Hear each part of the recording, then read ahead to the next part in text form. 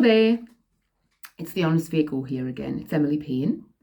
Now, I am a sex worker of many years standing, and I'm here to give you the lowdown on real sex work and what actually goes on in a sex worker's brain as she is doing the do. Now, if you're enjoying these videos, please subscribe and like and share. Namaste. Now, today's video is a question. I'm questioning things. And it's a question I have constantly asked myself and thought about since day dot of starting as a sex worker. Sex workers who claim to enjoy the job. What are they talking about?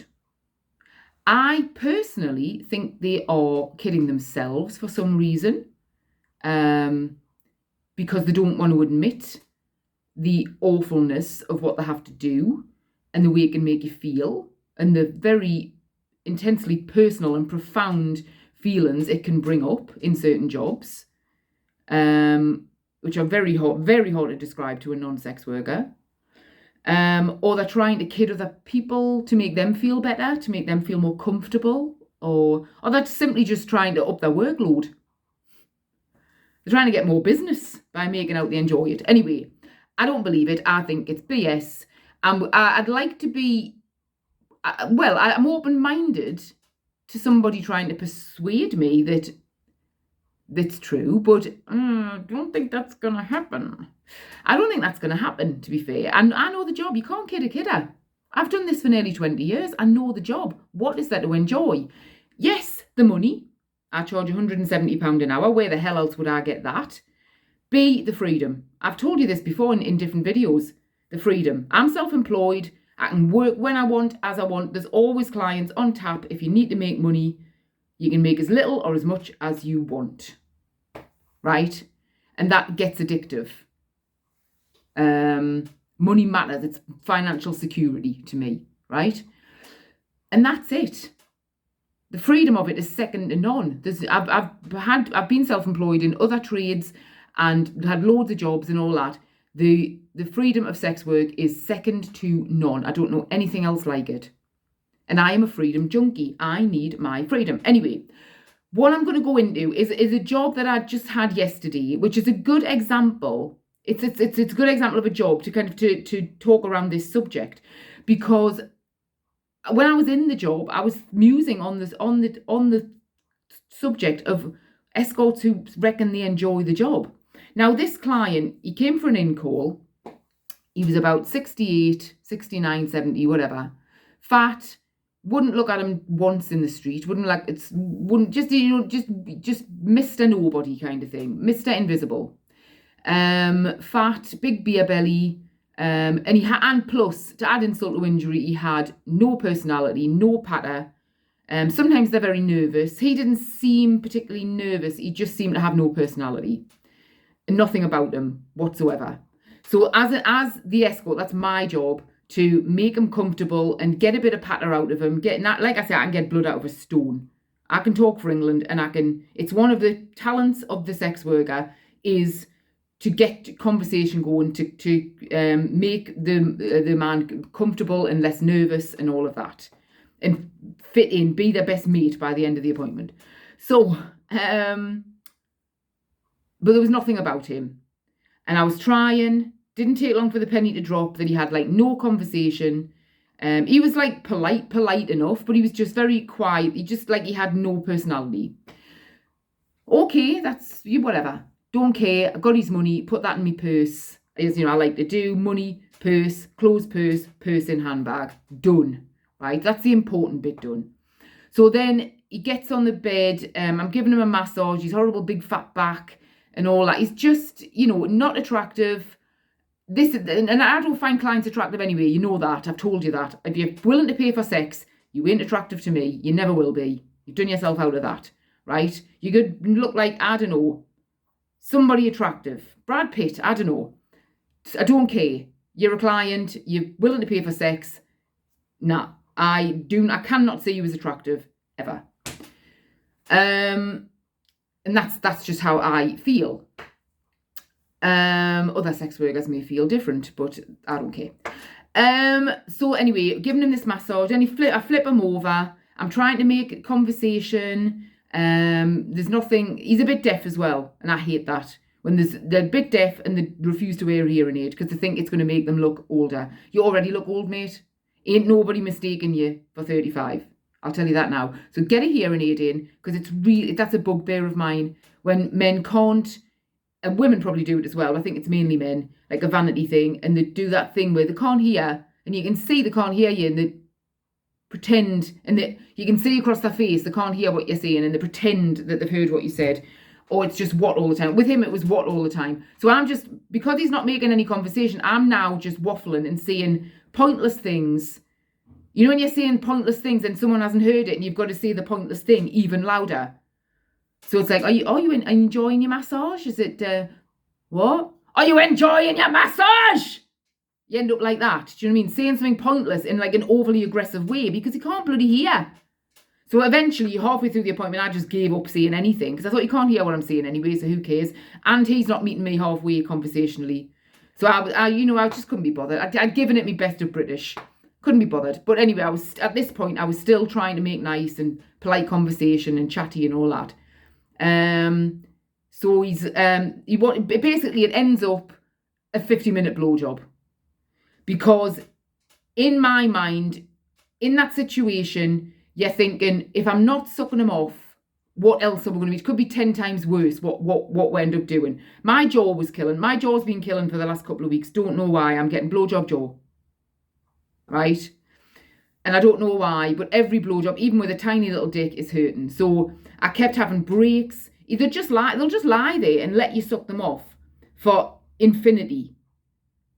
I don't think they realise how it feels to have a knob in your mouth with potential blowjob jaw. Anyway, they'll just lie there like a big sack of spuds.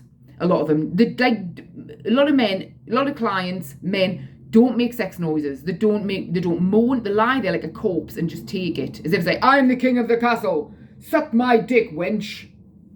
No gratification, no idea how that's coming over to the other person. The other person might just want to know that you're actually still alive. Have you had a heart attack? Have you died? I'm giving you my best here. So can you at least make a at least do a maybe it's a bit lower than that. That was a bit feminine. Anyway, they've paid for it, so you can lie there and do what he wants. I just find it irritating. So I keep looking up. I keep having to stop and look up because I'm uncomfortable being in that position for ages, especially at 51. My joints aren't what they were 20 years ago. So my knees were hurting, my feet were going to sleep and all that. My jaw was killing. So I kept looking up, asking, do you want me to carry on? Is there anything? I'm hesitating to see, is there anything else you want to do? Because you might want to do something else, which might be 10 times worse. At least when you're just sucking them off, you're away from them. They can't touch you. They sometimes reach like an extended arm out to squeeze your tit. Like that thing. But that's going to be the full extent of it. You're once removed. But I kept hoping that me sort of sitting up, and we can see the tits then. So that might bring them on a little bit. But I knew after about 15 minutes, and obviously he's knocking on, so the whole sexual response isn't the same as when he was younger. You know what I mean? It's not the same in older men. So you're wondering, does it just take him ages to come? I knew for a fact after 15 minutes he'd stopped himself coming. I knew it, and I hate it when clients stop themselves coming. And they think you're going to be impressed with it and like, oh, his staying power is fantastic. I don't give a shit about your staying power, mate. I want you to come, get off us and go home. When they've had like a million wanks before they've come to see us, thinking it's going to make them last forever. Oh, that's so annoying. Stop doing it. So then after that, he was losing his hard on, getting it back. And I'm thinking, you've gone past the point of no return here, mate. I could suck you off for forever in a day and you ain't going to come.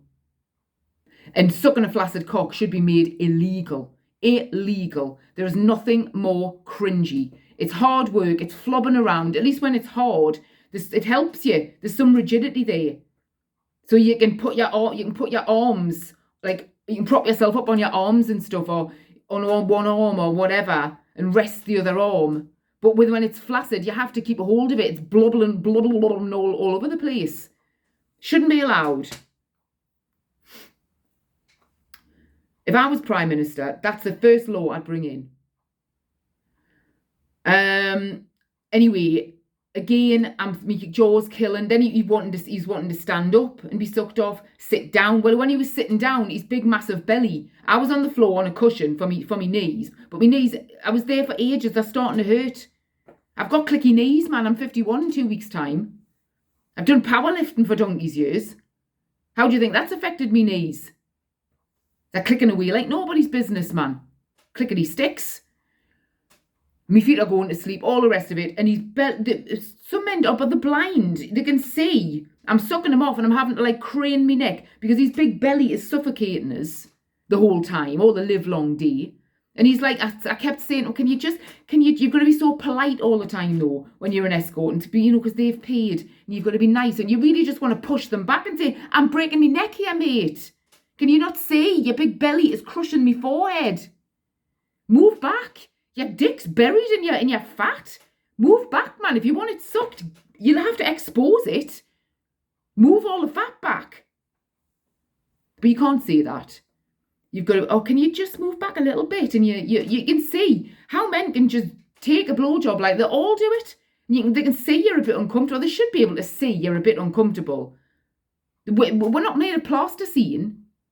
Sex workers aren't like super. I am super bendy. I am hyper flexible. But they don't know that. And that's not the point. Right? I'm often really uncomfortable in appointments. And men just kind of carry on. And this is what I'm saying. They don't care. It's all about them. It really annoys me. Anyway, and because you're a sex worker, this is what I'm saying. Sex is not like your own sex life where you can actually just come out and say stuff. You've got to be nicey, all that. Up to a point, obviously up to a point. But they have paid for you. You can't keep moaning on about everything. So anyway, I'm uncomfortable. He's standing up, he's sitting down. I'm thinking, you're never coming, mate, so you might as well get your coat on now and bugger off. Eventually, he gets back on the bed. I basically just give up any kind of blowjob technique. And it's as if somebody's just got my hair and moving my head up and down on his cock because I'm not doing anything. I've given up. My jaw's killing. I've asked him 1,000,000 times if he wants to do something else. Well, maybe it's not 1,000,000, but I've broached it. He knows that we can do something else. So, well, he's fat and old, isn't he? So a lot of them, when they're fat and old, they do just want to lie there. They're not capable of anything else. And or they won't see it, but they'll lose their hard on if they put a condom on. And I know all this. I've just drifted off halfway through this blowjob. I'm planning the next 10 years of my life. I've drifted off. Other than thinking, oh, my jaw's killing. When's this going to end? Right? And so at one point, I did give my jaw a rest. And so therefore, I was just massaging his cock, like massaging his loins to look and thinking, well, he'll be able to see me tits while I do this. I was sitting between his legs and I was massaging. Well, he's fat, isn't he? So he's got all that like discoloured skin that a lot of fat people have, like at the tops of their legs and their belly. Presumably where like the rubs or I don't know, loads of skin tags. That's a fat thing, isn't it? Loads of skin tags at the tops of his legs. There's like a weird distended ball sack that just like merged into his big fat belly. Old man pubes. And this kind of flobbity half semi thing. And I'm like massaging it as if like, oh, this is beautiful. Oh, the male anatomy. Oh, this is magnificent. Because that's the attitude you've got to have. He's paid for it. All I'm thinking is, skin tags. And I'm thinking the whole time, what is it that other escorts are enjoying about this job? Because that hour went on 3 hours and it was tedious. And well, he didn't come. He never came. They do the usual apologising thing. Like, I give a shit. You should have apologised for your nondescript personality. And your skin tags. That's what you should be apologising for. And your lack of understanding that women aren't made of plasticine. And actually have a neck that can break while they're trying to get to your dick that's buried in your big fat belly. Betwixt fat belly and fat ball sack. That's what you should be apologising for. And then, so anyway, at the end of it, I gave up on the conversation while getting my clothes back on in complete silence because I just thought, if you're not even going to meet us halfway, mate, I've done my bit. I've worked for that money. I've worked for my money there. So yeah, I've given up on the conversation, just getting my stuff back on. And I just let him get down the stairs on his own. I sometimes walk them out so I can lock the front door. I couldn't be bothered with him. I just said, right, you're all right just seeing yourself out? Okay then, bye. So what is that? Please explain to me, because that is quite a common appointment. That's nothing, I'm telling you it, as if it's like, something unusual. You can get 10 appointments like that a week. They're out. But that's exactly what I'm saying. That is the job. That is your bread and butter, right? So what is there to enjoy about that?